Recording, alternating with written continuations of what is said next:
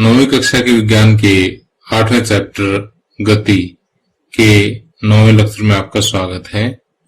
आज इस लेक्चर में हम गति के समीकरणों पर आधारित कुछ संख्यात्मक प्रश्नों को हल करेंगे।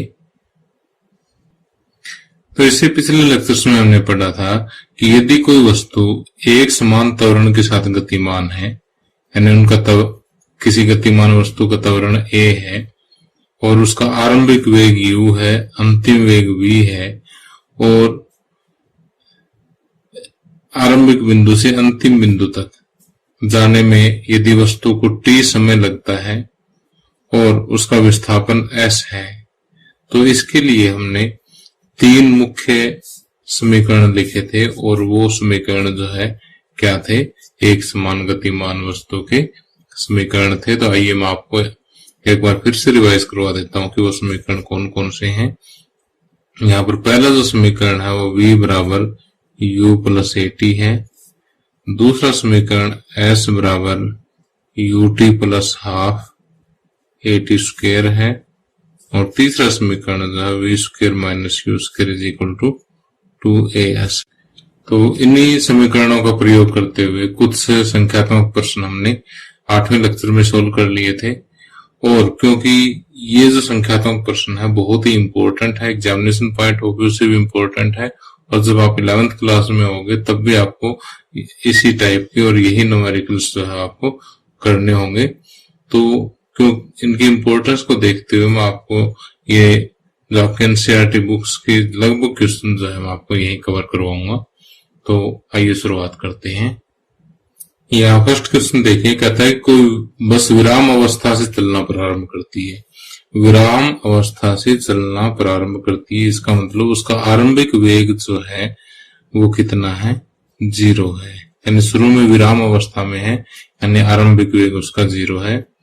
2 मिनट तक 0.1 मीटर प्रति वर्ग सेंटीमीटर के एक समान त्वरण से चलती है, यानी जो उसका जो त्वरण है वो 0.1 मीटर पर सेकंड स्क्वायर है। तो परिकलन कीजिए प्राप्त की गई चाल, यानी उसका जो 2 मिनट बाद, यानी समय जो है वो दे रखा आपको 2 मिनट। 2 मिनट बाद जो उसका अंतिम वेग है वो क्या होगा। एक तो आपको ये ज्ञात करना है ए पार्ट में, और बी पार्ट में तय की गई दूरी, यहां से यहां तक पहुंचने में जो विस्थापन है, जो क्योंकि स्ट्रेट लाइन मोशन है, एक सीधी रेखा में गति है, तो यहाँ पर दूरी और विस्थापन दोनों हम सेम ही मान के चलते हैं, क्योंकि यदि वस्तु की गति एक सीधी रेखा में और एक ही दिशा में हो तो जो दूरी होती है वही विस्थापन होता है। तो अब देखिए आगे यहाँ पर आपको क्या दे दिया, u दे दिया आपको, v आपको फाइंड आउट करना है, a आपके पास है 0.1 मीटर पर सेकंड स्क्वायर और t है आपके पास कितना, 2 मिनट। अब देखिए बाकी तो सारा असाई में है, लेकिन समय जो है असाई सिस्टम में नहीं है, मिनट में है, और असाई सिस्टम में समय का मात्रा क्या होता है, सेकंड होता है। तो इसको सेकंड में बदलोगे, 2 गुणा 60 यानी 120 सेकंड जो है समय हो जाएगा। तो अब आपके पास जो गति के समीकरण है वो है v is equal to u plus at, s is equal to ut plus half at square और v square minus u square is equal to 2as। अब इन तीनों समीकरण में से हम यहाँ पर कौन सा समीकरण लगाएंगे, उसके लिए मैंने आपको जैसे पिछले लेक्चर में बताया था कि आपके पास 1, 2, 3, 4 ये 4 क्वांटिटीज हैं और ये चारों क्वांटिटीज आपको उस फार्मूले में मिलने चाहिए। तो देखो v, u, a और t पहले में मिलेगी, तो पहले समीकरण का हम प्रयोग कर देंगे। तो v बराबर हम जानते हैं कि v बराबर u प्लस at और u कितना 0, a 0.1 और t कितना है 120, तो ये आ जाएगा 12। और v क्या है, वेग की इकाई क्या होता है, मीटर पर सेकंड, वेग का मात्रक मीटर पर सेकंड है। हम कहता है कि तय की गई दूरी यानी एस आपको फाइंड आउट करना है, यानी ये ए पार्ट हो गया और बी पार्ट में आपको एस फाइंड आउट करना है। तो एस के लिए देखिए सेकंड फार्मूला अगर हम देखें तो एस है हमारे पास, यू की वैल्यू भी है, टी भी है, ए भी है, तो ये सेकंड फार्मूला लगा दो बस। तो वही लगाओगे, हम जानते हैं कि एस बराबर you t plus half a T square, और यू कितना 0, टी 120 प्लस 1/2, ए 0.1, टी स्क्वेयर यानी 120 का स्क्वेयर। चलिए आ जगह का मतलब ऊपर लिख देता है 120 का स्क्वेयर। 0 गुणा 120 ये तो हो गया 0, ठीक। 0 गुणा 120 कितना हो गया 0, प्लस 1/2 गुणा 0.1, 12 का स्क्वायर हो गया 144, और 1 0 है तो आगे 2 0 लग जाएंगे, ठीक। और इसको मैं कट करूंगा तो 2 7 14, 2 दूनी 4, 7200। तो यहाँ से देखिए कि 0.1 से अगर इसको गुणा करेंगे तो ये कितना आ जाएगा 720, और विस्थापन है या दूरी और विस्थापन का जो मात्रक होता है वो SI में क्या होता है मीटर होता है, तो 720 मीटर इसका आंसर आ जाएगा। अब आगे सेकंड क्वेश्चन। ये जो क्वेश्चन मैं आपको करवा रहा हूँ ये सारे आपके एनसीईआरटी बुक में दिए हुए हैं, तो अनसोल्व है इसलिए मैं सोल्व करवा रहा हूँ। कहता है कि कोई रेलगाड़ी 90 किलोमीटर प्रति घंटा की चाल से चल रही है, ब्रेक लगाए जाने पर वह -0.5 मीटर प्रति सेकंड स्क्वायर का एक समान त्वरण उत्पन्न करती है। रेलगाड़ी विराम अवस्था में आने से पहले कितनी दूरी तय करेगी। कि देखिए रेलगाड़ी जो है शुरू में 90 किलोमीटर प्रति घंटा की चाल से चल रही है, 90 किलोमीटर प्रति घंटा की चाल से चल रही है, यानी ये जो शुरू में जो इसका वेग दे रखा है वो क्या है, इसका आरंभिक वेग है। फिर इस पे ब्रेक लगा दिए तो इसकी जो वेग है वो कम होगी, वेग कम होगा तो इसका त्वरण जो है वो क्या होगा, ऋणात्मक होगा, नेगेटिव होगा। 0.5 मीटर पर सेकंड स्क्वायर इसमें त्वरण आ गया। और कहता है कि विराम अवस्था में आने से पहले, यानी आगे गाड़ी जो विराम अवस्था में आ जाएगी, यानी फाइनली जाकर के वो रुक जाएगी, ठीक। तो फाइनली रुकती है तो अंतिम वेग जो उसका क्या होगा 0 होगा। कहता कितनी दूर चलेगी, यानी यहां से यहां तक उसने दूरी कितनी तय की, इसका स्ट्रेट लाइन में दूरी यानी विस्थापन जो है वो कितना है वो आपने बताना है। तो देखिए आपके पास जो है U है 90 किलोमीटर प्रति घंटा, V है 0 क्योंकि फाइनली बॉडी रुक जाती है, और A है -0.5 मीटर प्रति सेकंड स्क्वायर, और T आपके पास नहीं है, क्या है S आपसे पूछा गया है। तो U, V, A और S कौन से समीकरण में होगा। अगर आप तीनों समीकरण देखोगे तो V square minus U square बराबर 2AS, इस समीकरण में आपको V, U, A और S यानी जो तीन जो क्वांटिटीज है आपको दे रखी है और एक जो पूछ रखी है, चारों की चारों सूत्र में होने चाहिए। तो V देखिए कितना है 0, तो 0 का स्क्वायर माइनस U, देखो एक गलती कर दी ना यहाँ पर, जो U है वो किलोमीटर प्रति घंटा में है, लेकिन सॉल्यूशन से पहले इसको SI में चेंज करेंगे यानी मीटर पर सेकंड में चेंज करेंगे, तो 90 गुणा किलोमीटर प्रति घंटा को मीटर प्रति सेकंड में बदलने के लिए इसको शॉर्टकट है कि 5 और 18 से गुणा करेंगे तो 18 5 90 5 5 25 मीटर पर सेकंड। तो जो आरंभिक वेग है वो 25 मीटर पर सेकंड का है, तो 25 का स्क्वायर कर दो बराबर 2। ए कितना है -0.5 और एस आपको ज्ञात करना है।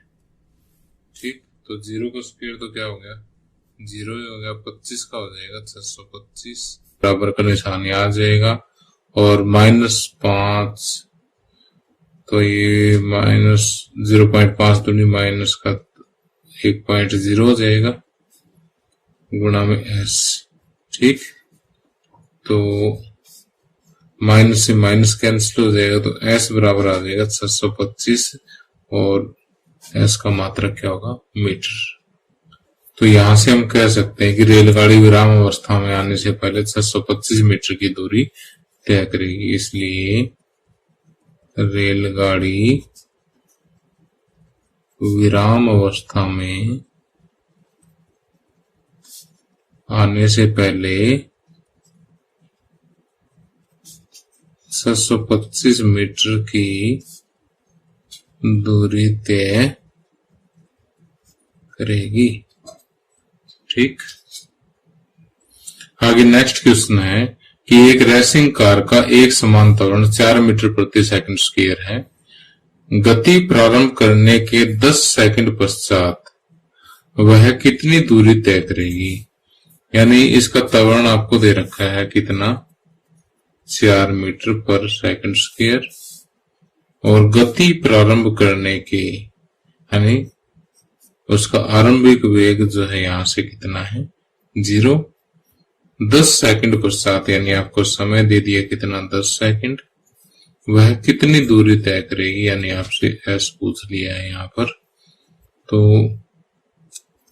जैसे यहाँ पर आप कौन सा समीकरण लगाओगे, अगर मैं कहूंगी s is equal to u t plus half a t square, check करें एक बार। तो एस आपके पास है, u आपको गिवन है, t भी गिवन है, a भी गिवन है, तो इसका मतलब ये समीकरण लग जाएगा।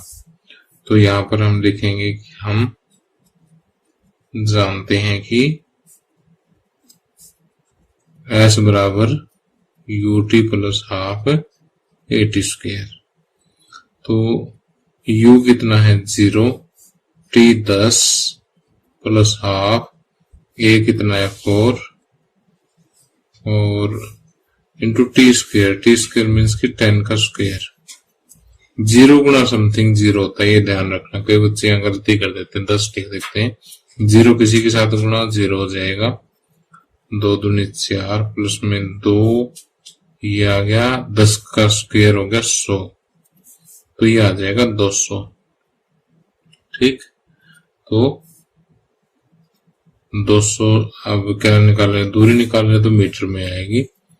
तो हम ये कहेंगे गति प्रारंभ करने के 10 सेकंड पश्चात रेसिंग कार 200 मीटर की दूरी तय करेगी। तो ये लाइन आपने लास्ट में लिख देनी है कि गति प्रारंभ करने के 10 सेकंड पश्चात रेसिंग कार 200 मीटर की दूरी तय करेगी। अब आगे इस लेक्चर का लास्ट न्यूमेरिकल करवा रहा हूं आपको कि किसी पत्थर को ऊर्ध्वाधर ऊपर की ओर 5 मीटर प्रति सेकंड के वेग से फेंका जाता है।